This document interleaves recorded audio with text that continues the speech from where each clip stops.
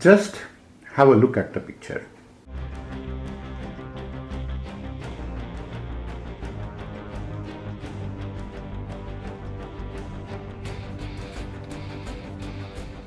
Now you can imagine that a car that was passing over a flyover, an earthquake came while it was passing over the flyover, and in that process some portions of the flyover went on to collapse, and with this collapse the car also went on to go down.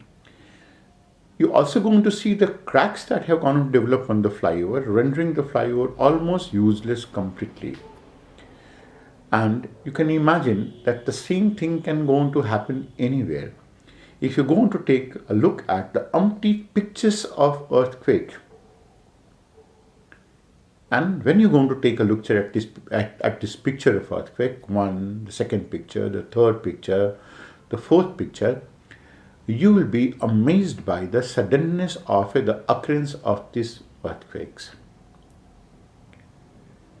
It is this suddenness of occurrence of the earthquakes, an absence of warning, that makes earthquakes quite fascinating.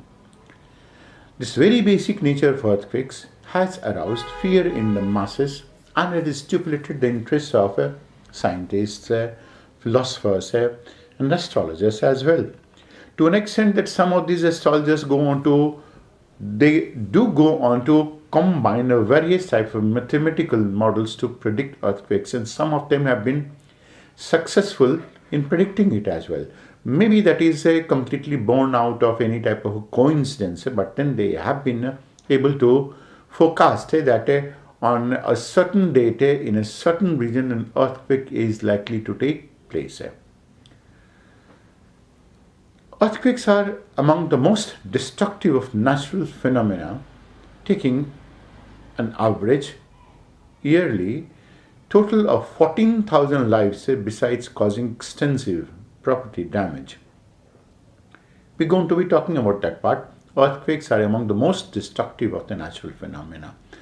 They're destructive largely because of the suddenness of the phenomenon that takes place. That's why they have gone to arouse so much amount of interest. Earthquakes can go on to be of a variety of, they can be seen from a variety of perspective as well. For example, they can be seen from a constructive perspective, they can be seen from a destructive perspective as well. Constructive perspective in the sense that destructive perspective in the sense that it does going to cause destruction. Construction in the sense that it must have taken something like 1 billion earthquakes to lead to the formation of Himalayas. Earthquakes are vibrations and oscillations on the Earth's surface. That is, when the earthquakes go on to come, the whole of the surface goes into vibrate and oscillate. And whatever the mechanism, an earthquake is thought to represent the termination of a series of events which have taken place in the interior of the earth.